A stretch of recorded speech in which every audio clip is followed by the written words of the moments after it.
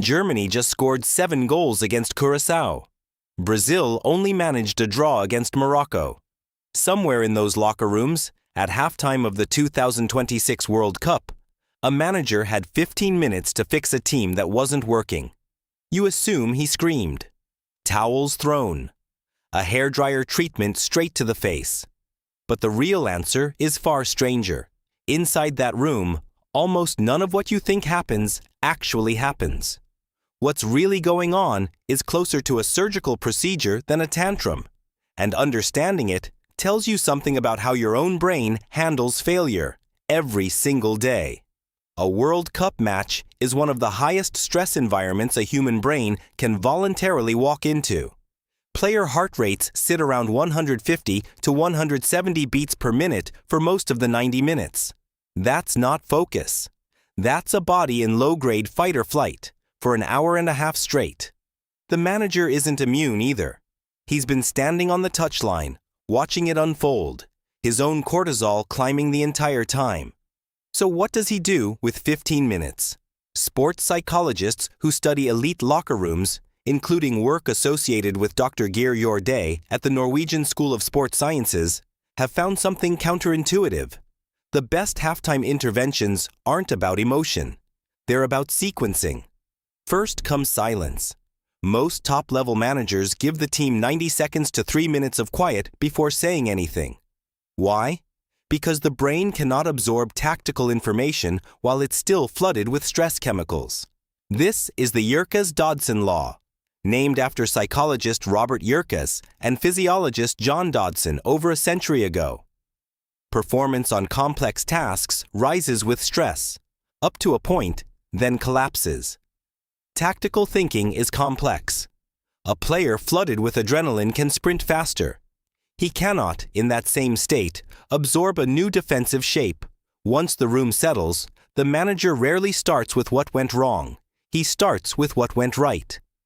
This draws on the primacy effect, a finding from mid-century memory research. Whatever you hear first in a sequence anchors how you interpret everything after it.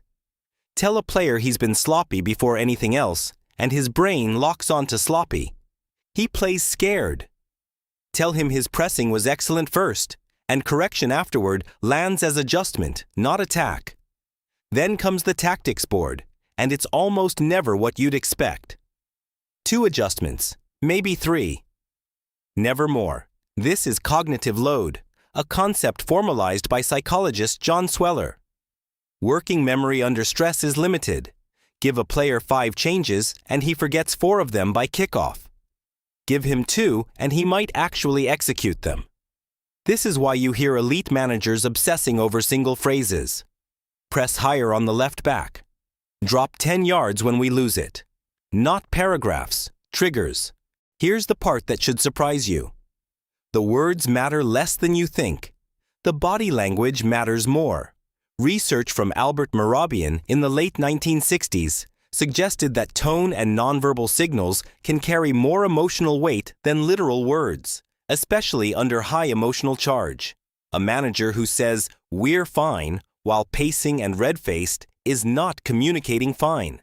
His body is communicating panic, and panic is contagious in a room of players whose nervous systems are already primed to detect threat. There's also a reason some managers crouch down to speak rather than stand over players. It reads as less threatening, more collaborative, in a room still scanning for danger. And there's a reason you'll sometimes see a manager pull just one player aside instead of correcting him in front of everyone. Public criticism activates something close to social pain. A finding tied to neuroscientist Naomi Eisenberger's research showing social rejection lights up some of the same brain regions as physical injury. None of this is staged for the cameras. It's applied psychology, compressed into 15 minutes, repeated at every World Cup match this summer, mostly invisible to the millions of people watching from home who think they just witnessed nothing more than a coffee break. And here's why you feel so certain you'd handle it better. When you're watching from your sofa, you're not flooded with adrenaline. You didn't just sprint for 45 minutes. Your cortex, the part of your brain responsible for cool judgment, is fully online. Theirs isn't.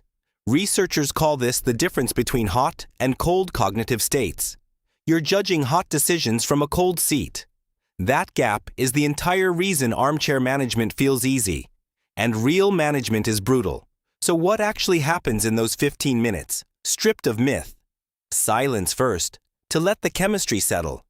Praise before correction, to anchor interpretation.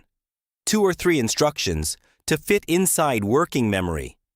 A regulated tone, because the room copies the leader before it copies the tactics. You're not managing a World Cup team.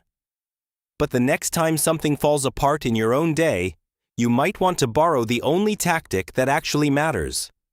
Don't talk yet. Let the chemistry settle. Then, and only then, decide what actually needs to change.